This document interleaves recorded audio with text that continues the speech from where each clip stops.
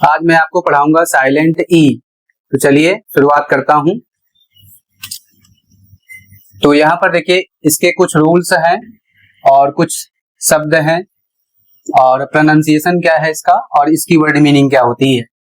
तो यहाँ पर सबसे पहले रूल समझिए।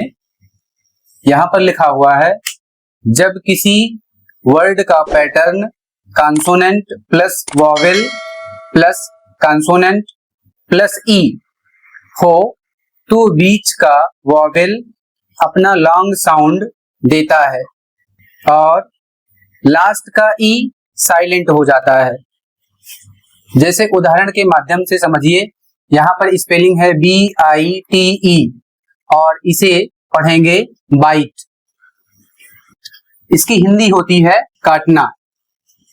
दूसरा शब्द है केप, CAPE, इसे पढ़ेंगे केप और इसकी हिंदी होती है अंतरीप। अगला शब्द है HOPE, इसको पढ़ेंगे होप, इसकी हिंदी होती है उम्मीद। अगला शब्द है क्यूब, CUBE, इसे पढ़ेंगे क्यूब, इसका अर्थ है घन। अब यहां पर देखिए, यहां पर कह रहा है कि सबसे पहला जो अक्षर है ये कॉन्सोनेंट है, दूसरा वॉवेल है और अगला है कॉन्सोनेंट और सबसे लास्ट में है ई। तो यहीं पर आपको समझना है कि जो लास्ट में ई है इसका उच्चारण नहीं करना है और ई यह जो साउंड है आई को थोड़ा सा बढ़ा देता है। आई की साउंड थोड़ा सा यहाँ पर लिखा हुआ है कि आई का जो बीच का साउंड होगा, यहाँ पर कह रहा है बीच का वॉवेल जो होगा उसे लॉन्ग साउंड अर्थात थोड़ा सा लंबा बना देता है। जैसे यहाँ पर लिखा है बाइट, तो इस तरीके से उच्चारण करना है। अगला शब्द उसी तरीके से है, बीच में वॉवेल है तो यहाँ पर ए थोड़ा सा लॉन्ग हो जाएगा। अगला शब्द है यहाँ पर ओ वॉवेल है, इसे भी थोड़ा सा लॉन्ग उच्चारित करना है। अगला शब्द है यू, इसे भी थोड़ा सा लॉन्ग उच्चारित करना है। जबकि कभी यू का जो हिंदी में मात्रा बनती है वह छोटा ऊ की बनती है, लेकिन यहाँ पर बड़ा ऊ की बन रही है। तो इसका क्या कारण है? इसका कारण है यहाँ पर ई शब्द में लास्ट में ई आ जाना और ई के कारण यू थोड़ा सा लंबा हो जा रहा है अर्थात लॉन्ग साउंड बना दे रहा है, इसलिए यहाँ पर यू का बड़ा ऊ बन जा रहा है। अगला नियम है जब सी या जी के बाद ई आता है तो इनकी आवाज बदल जाती है। सी की आवाज हो जाती है स और जी की आवाज होती है ज, अर्थात सी को पढ़ना है स, जी को पढ़ना है ज। उदाहरण के माध्यम से समझिए। जैसे यहाँ पर लिखा है DANCE, इसे पढ़ेंगे डांस और इसकी हिंदी होती है नाचना। अगला शब्द है RICE, इसे पढ़ेंगे राइस और इसकी हिंदी होती है चावल। अगला शब्द है PAGE, इसे पढ़ेंगे पेज और इसकी हिंदी होती है पन्ना। अगला शब्द है HUGE, इसे पढ़ेंगे ह्यूज और इसका अर्थ होता है विशाल। तो यहाँ पर कंफ्यूजन लोगों को कहां पर होती है, जैसे सी को का पढ़ें या फिर सा पढ़ें।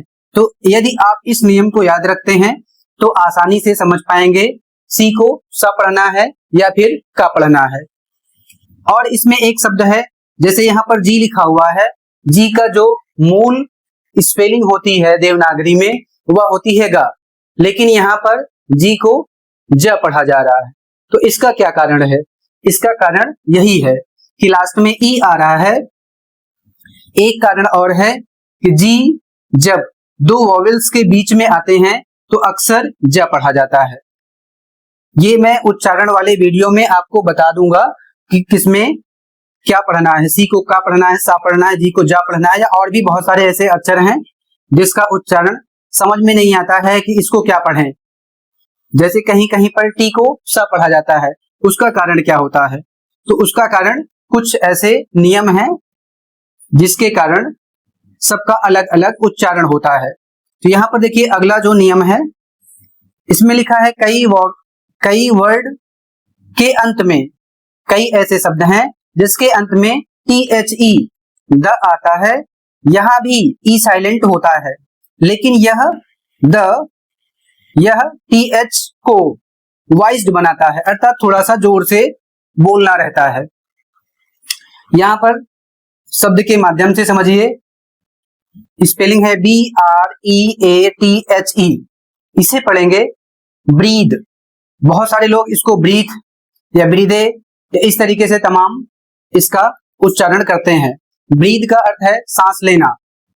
अगला शब्द है SOOTHE और इसे पढ़ेंगे सूद। इसको बहुत से लोग सूदे या अन्य तरीके से सूथ या सूथे पढ़ते हैं, जबकि इसका सही उच्चारण होता है सूद और इसकी हिंदी होती है शांत करना। अगला शब्द है LOATHE, इसको पढ़ेंगे लोध और इसका अर्थ होता है नफरत करना। अगला नियम है इंग्लिश में कोई भी वर्ड लेटर वी पर इंड नहीं होता है, इसलिए वी के बाद हमेशा ई लगाया जाता है, यहाँ ई साइलेंट होता है। उदाहरण के माध्यम से समझिए, स्पेलिंग है GIVE, इसको पढ़ा जाएगा गिव और इसका अर्थ होगा देना। अगला शब्द है LIVE, इसको पढ़ा जाएगा लिव और इसका अर्थ होता है रहना। अगला शब्द है HAVE, इसे पढ़ा जाएगा हैव और इसका अर्थ होगा रखना। अगला शब्द है SHOVE, इसको पढ़ा जाएगा शो और इसका अर्थ होता है धकेलना। यह वीडियो अगर आपको अच्छी लगी हो तो आगे शेयर करें, कमेंट में बताएं कि पहले आप सही पढ़ते थे या गलत।